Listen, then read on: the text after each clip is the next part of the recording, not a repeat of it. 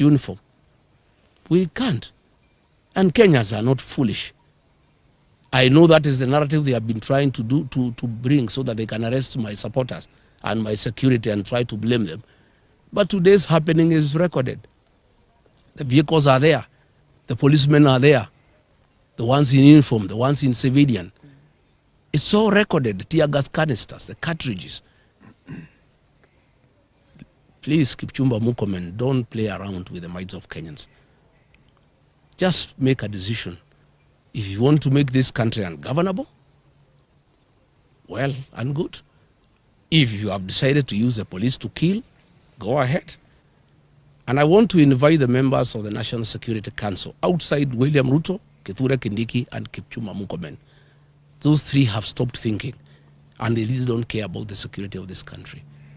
I want to ask the Chief of Defense Forces, the IG, the Director General of NIS, to sit down President William Ruto and tell him that if Rigathigachagua is assassinated or injured, there will be turmoil in this country, and there will be instability in this country, and what he's doing is wrong, and somebody must talk some sense into the president. And there is no way he can be president by force. He was elected into office as a very popular president. He has goofed by doing all the wrong things and antagonized the people of Kenya. And when he is in a hole, the first thing you do, you stop digging. He's digging further by unleashing violence on the Church of Christ, on elected leaders, on women, on children. He's just making the situation worse.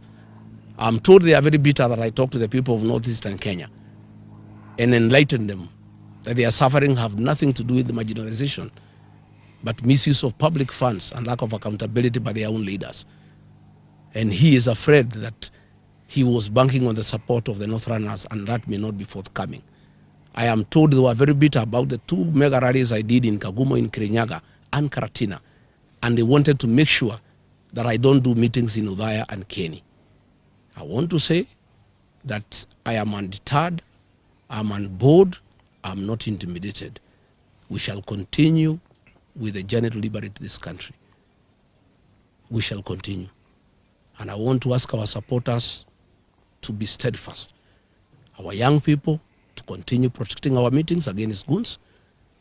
But now they have changed gear. Instead of using goons, because they realize from Gatundu, the people have said no to goonism, and they'll deal with the goons.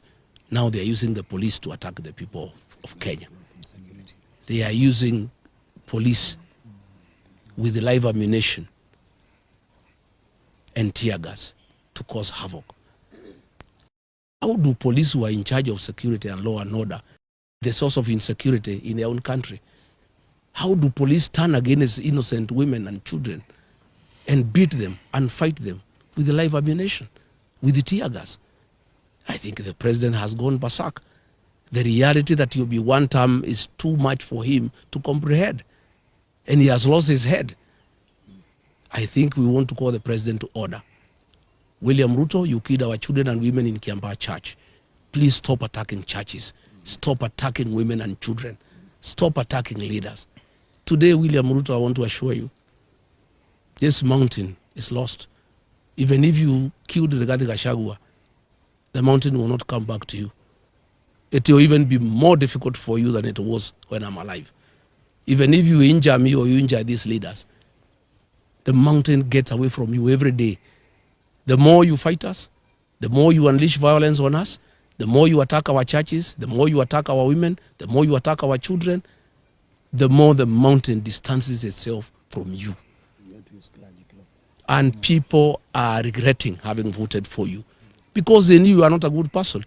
You had killed women and children in church, and they forgave you, thinking you have changed your ways.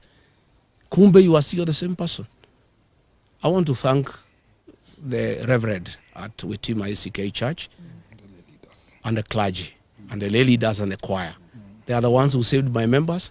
They gave them uniform for the choir and were able to sneak out of the church. One of the Reverend gave his robes and uniform to one of my bodyguards who was targeted to be shot. And he was able to escort me looking like a priest. And when they saw he's a priest, they did not shoot him. They wanted to shoot him. I want to thank them. I want to thank the church. I want to thank our women and our children for the prayers. I want to thank the Christians. Kenya is a resilient nation.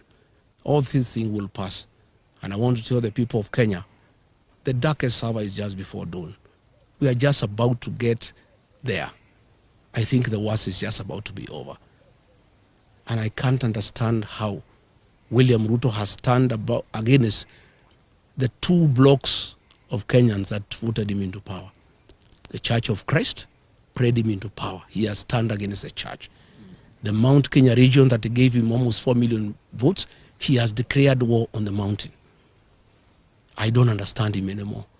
I don't know why he has turned against the church and the people of the mountain. I want to address the people of the mountain. Please don't be intimidated. You have a right to elect whoever you want, and you have done nothing wrong by saying you are not going to elect William Ruto. Don't be intimidated. Be courageous. Be strong. We'll win this journey. So as I wind up this press conference, I want to thank the members of parliament here for their courage and for their resilience. I know it is not easy.